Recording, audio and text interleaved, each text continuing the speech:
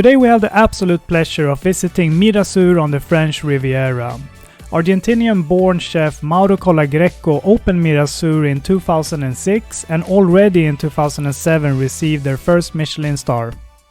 The second came shortly after in 2012, and in 2019 something big happened. Mauro received his third Michelin star, naming him the first non-born French chef to receive 3 Michelin stars.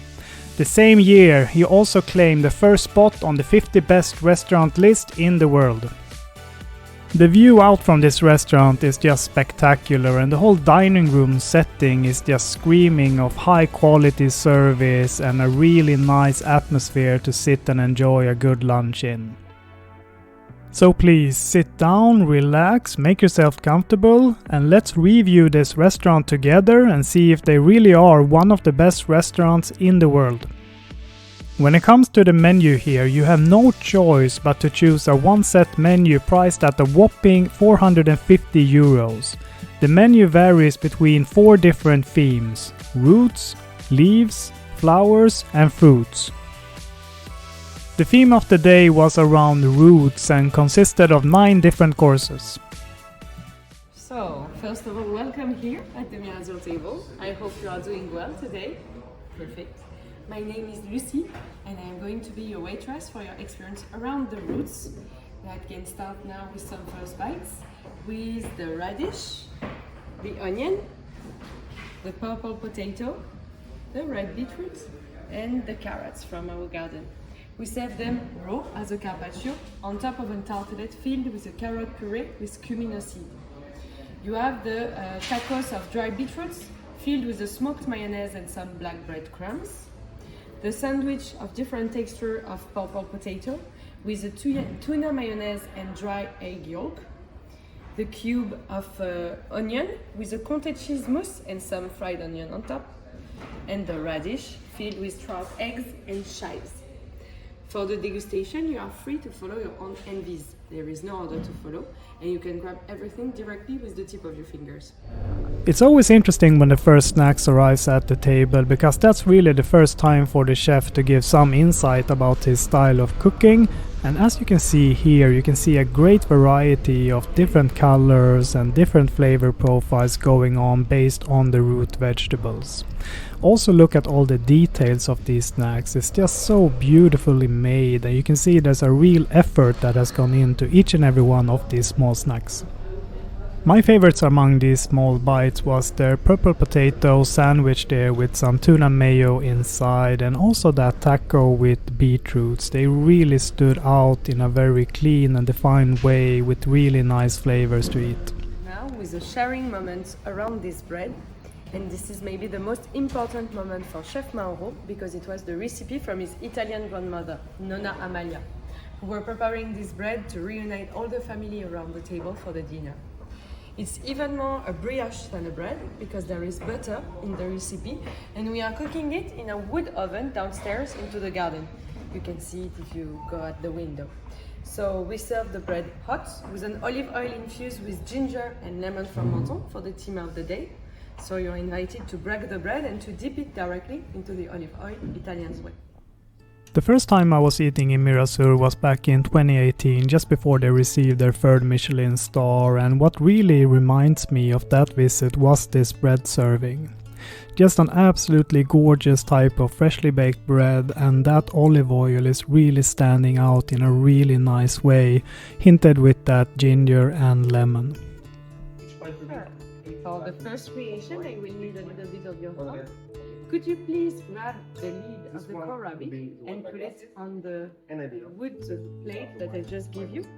And you will discover the kohlrabi raw and use as a bowl and serve inside as tagliatelle with a stew, a kind of raw stew made of seafoods as clams, razor clams and mussels with a refreshing sauce as a leche de tigre kind of sauce made with cucumber juice, lime, coriander, or you have also a little bit of chili oil, so really a refreshing first starter. What a great way here to use the kohlrabi and also having it as a serving bowl to eat from. Everything in here, from the shellfish that is so sweet and succulent to the leche de tigre that has a complexity that is out of this world. The acidity level is so high, but it's really balanced out by salt and the sweetness from the shellfish. An absolute amazing starter and a really fresh feeling in my mouth. Present you the next roots, it will be turnip. So turnip, you have it on top of it, has the scales cut very thin. Underneath we'll have the lobster claw with trot roe inside just for the freshness. Starter in something very simple that I would suggest you just to hit with your finger. Balancing bitterness is not the easiest thing to do, and sometimes turnips can be that type of vegetables that are a little bit hard to work with. But here the sweetness really came through in the turnip and put down the bitterness in a really nice way. The lobster also supported with more sweetness, and then you had the trout roe there underneath that also brought some saltiness and popping seeds effect in your mouth. Really nice starter here with really delicate flavors going on, and I really appreciate these dishes with a few ingredients that are delivering a high note of flavor. For the next creation, you will discover a product very typical from Menton. It's the pink onion. It's not known as the lemon from Menton, but it's very from the city. And they are huge onion that grows in our garden, and they are very sweet. You can eat them raw like this. We use them as pickles here, served with the gamberoni from San Remo, the big shrimp from the Liguria, with a sauce with a cold broth made of lemongrass and some tapioca pearls and lemon for the texture. The last time I had gamberonis from San Remo was at Louis XV in Monaco by Alain Ducasse, and in that creation you have it with shellfish and saffron jelly together with some caviar. Absolutely beautiful. And here paired with that sweet onion from Menton and together with the broth here that is infused with lemongrass. And the pickle that they used on that onion is really fine-tuned and delicate, and everything here is really coming together in a really nice way. A super dish. So here you're having the beetroot. The crapaudine is the variety of the beetroot. So our beetroot, we are taking care about it like a piece of meat. We cook it in a salty crust just to keep the concentration of the flavor inside, the sweetness, and take off the salty taste the beetroot has sometimes. We just bring 2 elements on it. The French caviar from Maison Touria, the Osietra caviar. We will bring some freshness, some natural saltiness, and some richness bring with the cream. So just 3 elements in the plate, but a very nice balance between them. Some dishes you will remember more than others, and this one was a dish like that. Starting with the beetroot baked in that salted crust.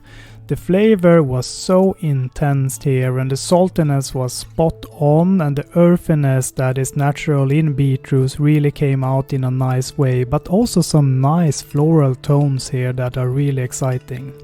And then just a supplement of 2 simple ingredients: cream and Osietra caviar, gently warmed up together and spooned over the beetroot.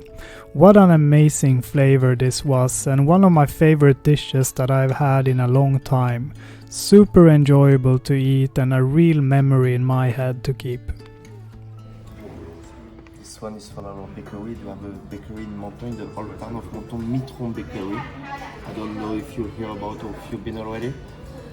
So this bread is made with the pétaniel noir de lait. In our bakery, we just use the non-modified wheat. So the very old wheat that almost disappeared, and we try to serve it, try to put it back. And it will come with the butter. Butter from Brittany. Salty butter with the grey salt.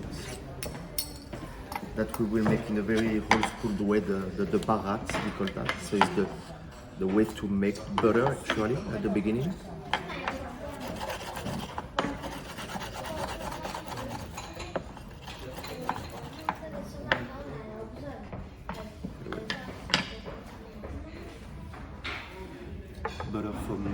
Chéri le Marchand. I really love some theater in the dining room here, and it was a genius move here to work the butter out to the guest at the table. A real generous amount of butter that you can have with your freshly baked warm bread. It was really nice to eat. You continue here with the turmeric. You will have it as a soup, served with a beautiful piece of langoustine, just snack both sides, and served with the green peas from our garden and fresh orange. It is so interesting to see the usage of different root vegetables throughout this menu, and having here the turmeric as a soup that is poured tableside, supported by some oranges that is giving of course those fruity and sweet and tart notes, and then you have that big piece of langoustine almost shaped like a bowl, really sweet and succulent, that one also. A new flavor combination for me, as in many of the cases in this menu, and really subtle and nice notes are coming out from here. You can really taste the langoustine here, so nothing is really taking over anything from the dish, but everything is just coming together in a strong harmony. The next creation is around the carrots that we use different ways, as a bread on top, also as a form and as a sauce, served with the group of fish, white fish from the Mediterranean Sea, and the condiment made of fresh oranges. Carrots, oranges and white fish is a pretty classical combination, and you can really see the effort that has gone into the carrot here. Just look at that sheet laying over the grouper with that cross sign of yellow and orange carrots. The whitefish is beautifully cooked, and then you have a very complex sauce there using the orange and the carrots again. Now this is maybe not the strongest dish of everything that we have been served so far, but there's nothing to complain about. Everything is executed to a really high standard, and I'm enjoying to eat this dish, but I'm looking forward to the next main course now. So this is going to be your last savory creation, around the Guinea fowl and the fresh new garlic. We cook the Guinea fowl entire with a butter infused with our aromatic leaves like sage, rosemary, thyme, and this Guinea fowl comes from La Ferme d'Alice in the Cantal.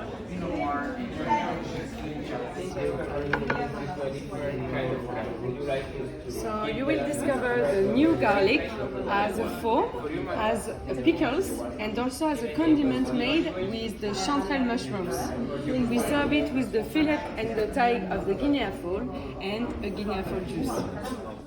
As I have said many times before, often after a weaker dish there will come one of the stronger dishes of an entire menu. I'm not sure about the reason for that, and I would appreciate a little bit more maybe balance, but regardless, this dish is just beautiful.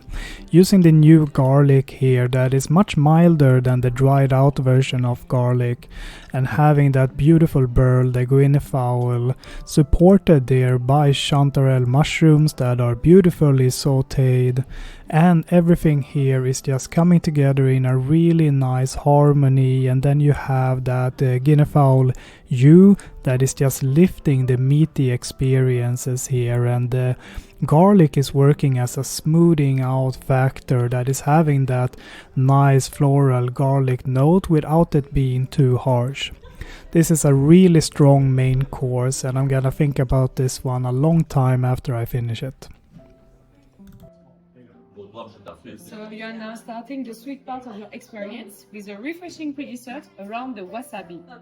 You will have it as a nice treat, served with a yogurt comb and a green apple granité. And my advice for the degustation is to go deep with your spoon, because pistachio praline is hidden at the base of the bowl. The function of a pre-dessert is of course to bring out all of the savory tastes of your mouth and really freshen you up with some high acidity and some sweeter tones, so you can really enjoy the desserts and the coffee candy that is to come.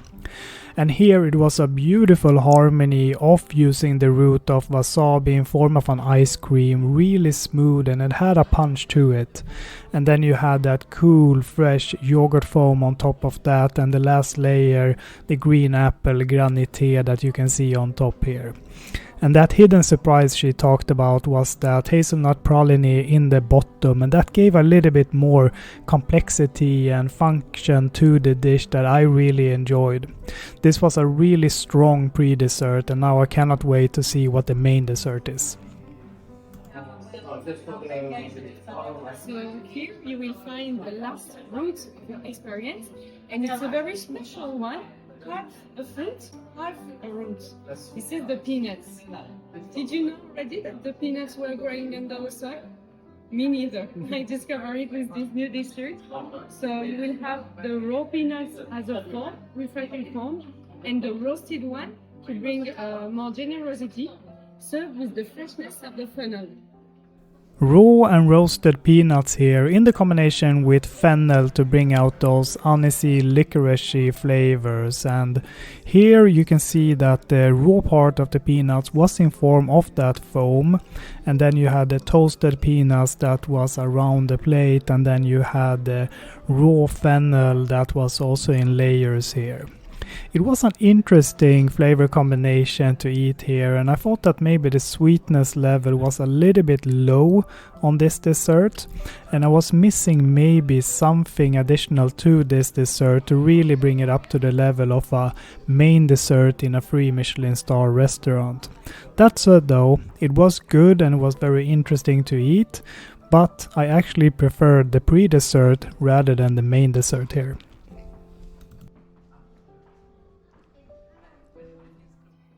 So you have here the very last bites, the bouquet final, the final bouquet with the mignardise, with the chocolate sorbet with garlic.